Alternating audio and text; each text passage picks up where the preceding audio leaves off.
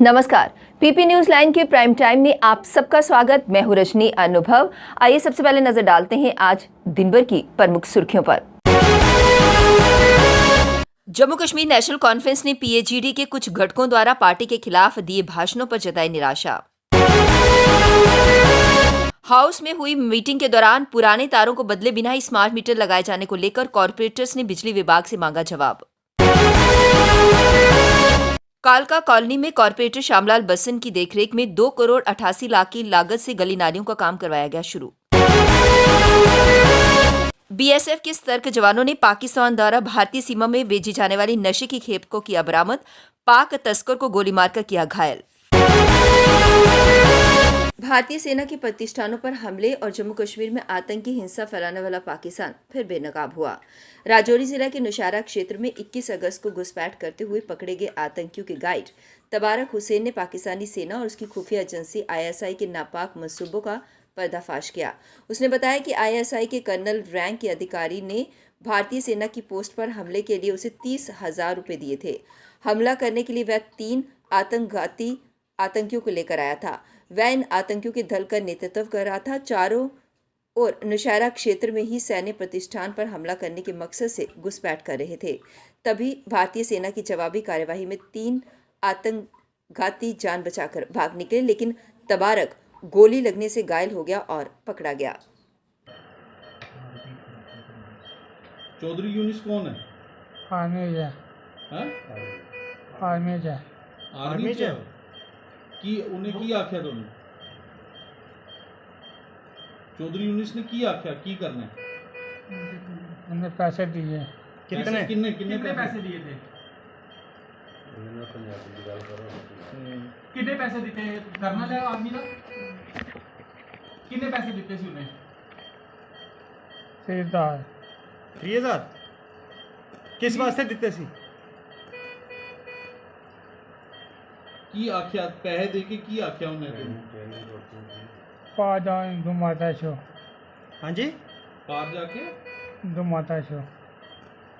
किन्नी army की पोस्टें दी रखी की थी?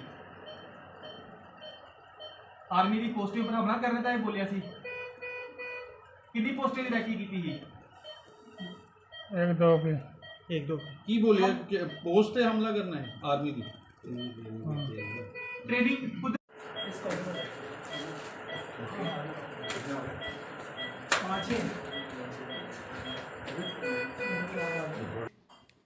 शहर के कई ऐसे इलाके हैं जहां बिजली की पुरानी तारों को बदले बिना ही स्मार्टफोन लगाए जा रहे हैं। ऐसे में कई स्थानों पर स्मार्ट मीटर जलने और तार में आग लगने के मामले सामने आ रहे हैं। शहर के कॉर्पोरेटरों ने इस मामले में नगर निगम की जनरल हाउस की बैठक में भी इस मुद्दे को उठाया ताकि लोगों को राहत प्रदान की जा सके। शहर के वार्ड नंबर 35 के कॉर्पोरेटर यशपाल शर्मा ने हाउस में बिजली विभाग से जवाब मांगा था कि शहर में ऐसे कौन से क्षेत्र हैं जहां अब तक बिजली की केबल नहीं लगाई गई है।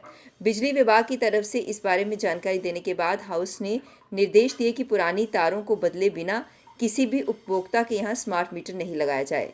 बिजली विभाग ने हाउस में बताया कि शहर में विभाग की 3 इलेक्ट्रॉनिक डिवीज़न हैं। जम्मू कश्मीर का किश्तवाड़ उत्तर प्रदेश में एक ऐसा प्रमुख बिजली उत्पादन केंद्र बनने के लिए तैयार है जहां चल रही बिजली परियोजनाओं के पूरा होने के बाद लगभग 6000 मेगावाट बिजली पैदा होगी। ये पैदा होने वाली बिजली का उपयोग प्रदेश में करने के बाद जो अतिरिक्त बिजली बचेगी उसे दूसरे राज्यों को बेचा जाएगा। एक आधिकारिक प्रवक्ता ने बताया कि 1000 मेगावाट की पाकल दुआ परियोजना, 624 मेगावाट की कीरू परियोजना, 540 मेगावाट की क्वार परियोजना और 930 मेगावाट की किरथाई परियोजना सभी एक दूसरे के समीप स्थित हैं। साथ ही 850 मेगावाट की रतले परियोजना भी है, जिसे संयुक्त उद्यम के रूप में केंद्र और केंद्र शासित प्रदेश द्वारा पुनर्जीवित किया गया है। नदी को मोड़ने के बाद पाकल दुआ जल विद्युत परियोजना 1000 मेगावाट सक्रिय रूप से निर्माणाधीन है। इस परियोजना से सालाना 3230 मेगावाट बिजली पैदा होगी और जुलाई 2025 तक इसे पूरा होने की उम्मीद है। 5 दलों नेशनल कॉन्फ्रेंस, पीडीपी, अवामी नेशनल कॉन्फ्रेंस, माकपा और बाकपा के समूह पीएचईडी को अनुच्छेद 370 को 5 अगस्त 2019 को निष्क्रिय किए जाने के बाद इस अनुच्छेद को दोबारा सक्रिय करने के उद्देश्य से इसे गठित किया गया था। नेशनल कॉन्फ्रेंस ने बुधवार को घोषणा कर दी कि जम्मू कश्मीर में जब विधानसभा चुनाव होंगे तो वह सभी 90 सीटों पर अकेले चुनाव लड़ेगी। इसके साथ ही नेशनल कॉन्फ्रेंस ने गुपकार समूह से खुद के अलग होने का स्पष्ट संकेत दे दिया। इस समूह ने जिला विकास परिषद के चुनाव एक साथ लड़े थे, जिसमें शुरुआत में सज्जाद गनी लोन की अध्यक्षता वाले पीपल कॉन्फ्रेंस भी एक घटक थी। जम्मू कश्मीर नेशनल कॉन्फ्रेंस ने हालांकि बुधवार को एक साथ कई ट्वीट कर पीएजीडी के कुछ घटकों द्वारा पार्टी के खिलाफ दिए भाषणों पर निराशा जताई थी। भारत पाकिस्तान सीमा पर तैनात सीमा सुरक्षा बल के जवानों ने एक बार फिर उन्हें बड़ी कामयाबी हासिल हुई है। बीएसएफ के सतर्क जवानों ने पाकिस्तान से जम्मू कश्मीर में बेची जा रही नशे की बड़ी खेप को न सिर्फ बरामद कर लिया, जबकि इस खेप को लेकर भारतीय सीमा में प्रवेश कर रहे पाक तस्कर को गोली मारकर घायल कर दिया। गनीमत ये रही कि पाक तस्कर जमीन पर रेंगता हुआ फिर से पाकिस्तानी सीमा में प्रवेश करने में सफल रहा। पुलिस से मिली जानकारी के अनुसार आज तड़के अंधेरे का लाभ उठाते हुए पाकिस्तानी तस्कर भारतीय सीमा में नशे की बड़ी खेप लेकर प्रवेश करने की कोशिश कर रहा था। सीमा की सुरक्षा में तैनात बीएसएफ के जवानों ने एक व्यक्ति को हाथ में बोरी लिए भारतीय सीमा के नजदीक आते हुए देखा, परंतु जैसे ही उस व्यक्ति ने बोरी के साथ अंतर्राष्ट्रीय सीमा को लांघ भारतीय सीमा में प्रवेश किया, बीएसएफ जवानों ने उस पर फायरिंग कर दी। उत्तरी कश्मीर के जिला बांडीपुरा में हमले को अंजाम देने जा रहे लश्कर तैयबा के 2 आतंकियों को सुरक्षा बलों ने गिरफ्तार कर लिया। सुरक्षा बलों की समय रहती इस कार्रवाई ने कश्मीर में खून खराबे की बड़ी योजना को नाकाम बना दिया है। सुरक्षा बलों का कहना है कि इन आतंकवादियों को टारगेट किलिंग का काम करने के लिए सौंपा गया था। गिरफ्तार आतंकवादियों से ग्रेनेड व पिस्तौल भी बरामद हुआ है। पुलिस से मिली जानकारी के अनुसार गिरफ्तार आतंकवादियों की पहचान मोहम्मद यूसुफ वानी और मंजूर अहमद शाह के तौर पर हुई है। ये दोनों एक स्कॉर्पियो JK05H0622 में सवार थे। इनके पास से 5 हथगोले, 9 mm के 24 कारतूस और 3 पिस्तौल मिले हैं। यही नहीं, इन दोनों के पास से पुलिस विभाग और स्वास्थ्य विभाग के फर्जी प्रमाण पत्र भी बरामद हुए हैं। जम्मू तवी के ऊपर से गुजरने वाले शहर के चारों पुलों पर धारा 144 लागू किए जाने के पहले दिन पुलिस ने इन पुलों की किलाबंदी कर दी है। पुलों पर पुलिस का सख्त पहरा लगा दिया गया है ताकि वहां पर कोई संगठन या अन्य दल के सदस्य पहुंचकर प्रदर्शन शुरू ना कर दें। इन पुलों पर जिला प्रशासन जम्मू की ओर से बुधवार को धारा 144 लागू करने का आदेश जारी किया गया था। ये आदेश इन विशेषकर डोगरा चौक से विक्रम चौक तक जाने वाले रास्तों पर आए दिन होने वाले धरनों प्रदर्शनों को रोकने के लिए जारी किया गया है। यहाँ पर धरने प्रदर्शनों के चलते यातायात भी प्रभावित होता है और कई बार घंटों शहर जाम में फंस जाते हैं। वहीं ये आदेश जारी होने के बाद पुलिस ने तवी पुल के पास महाराजा हरि सिंह स्मारक पर चल रही युवा राजपूत सभा के सदस्यों की भूख हड़ताल को भी पुलिस ने कहीं और करने के निर्देश दिए। अब वक्त हो चला एक ब्रेक का, मिलते हैं ब्रेक के बाद। मजबूती की पहचान ACC cement, messrs Bishandas Jaswal and sons, authorised stockist, ACC cement, 45 transport Nagar, Jammu. रंगीन खबरों की परत दर परत खोलता है तबसरा, बयां करता है खबर के पीछे की कहानी। तीर पंचाल से सब कुछ दिखता है।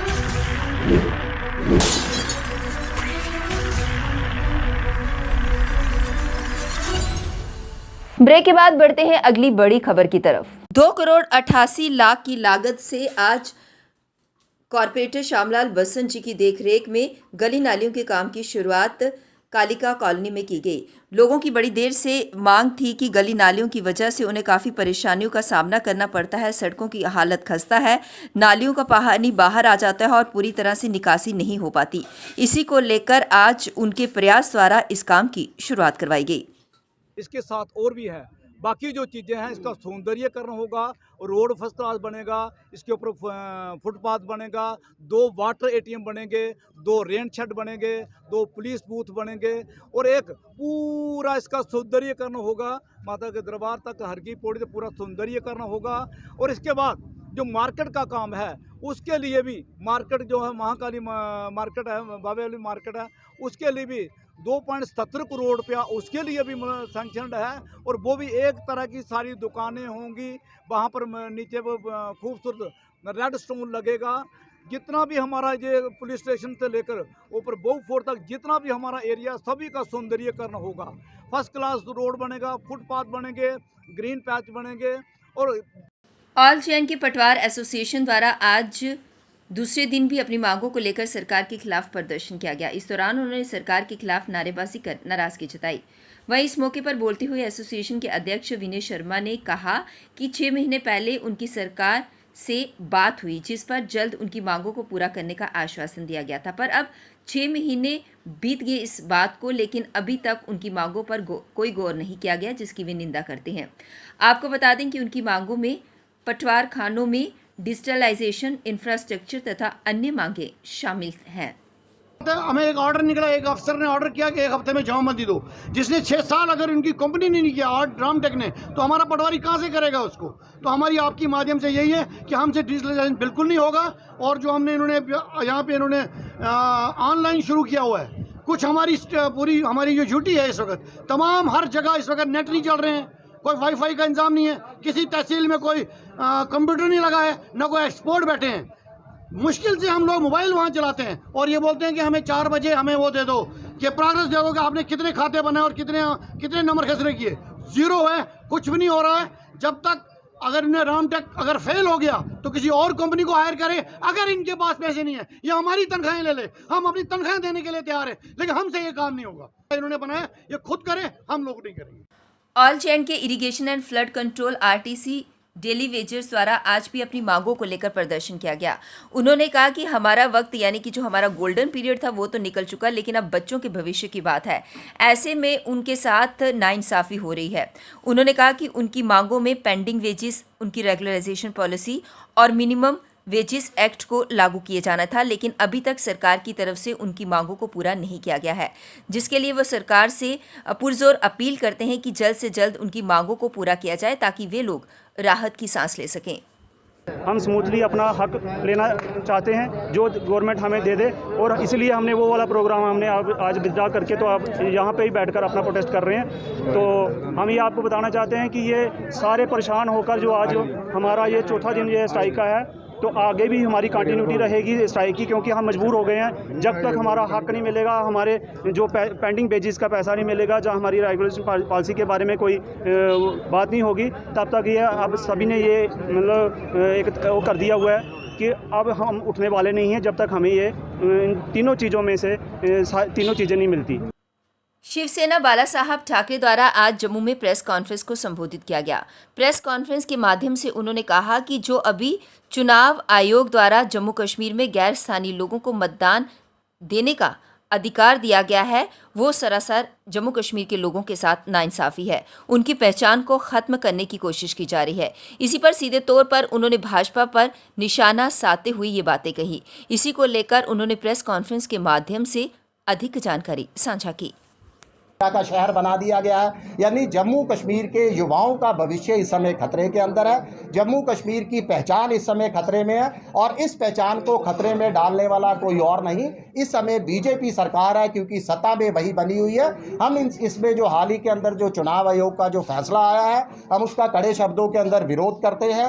हम जन आंदोलन चलाएंगे, जनता के बीच में जाएंगे, उनको जागरूक करेंगे, और जब तक ये चुनाव आयोग अपना ये फैसला वापस नहीं लेता या इस पर स्पष्टीकरण नहीं देता, हम चैन से बैठने वाले नहीं हैं। युवा राजपूत सभा द्वारा आज भी महाराजा हरि सिंह जी के जन्म दिवस के लिए अवकाश घोषित नहीं किए जाने को लेकर उन्होंने नाराजगी व्यक्त की और प्रदर्शन किया। इस मौके पर उन्होंने बोला कि सरकार द्वारा उनकी आवाज़ को दबाने की कोशिश की जा रही है और उन्हें प्रदर्शन करने से रोका जा रहा है। उन्होंने कहा कि ये सरासर उनके साथ नाइंसाफ़ी है।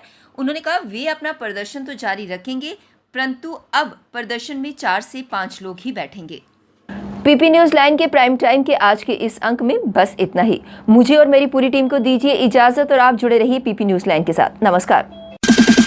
जम्मू में आई टेस्टिंग की साइंटिफिक और मॉडर्न टेक्नोलॉजी के लिए हमेशा याद रखें जेम ऑप्टिशियंस, जहां पर रखा जाता है आपकी हर जरूरत का ख्याल। Gem opticians with the facility of eye exercise, A scan, biometry, pachymetry और ऑटोमेटेड फील्ड एनालाइजर। और हाँ, हमारे यहाँ बढ़िया क्वालिटी के ब्रांडेड स्पेक्टिकल्स, सनग्लासेस और कॉन्टेक्ट लेंसेज मिलते हैं। आप आपका भरोसेमंद एक ही नाम, Gem Opticians Gandhinagar, Gem Opticians Nai Basti, Gem Opticians Amphalla, Gem Opticians Trikuta नगर।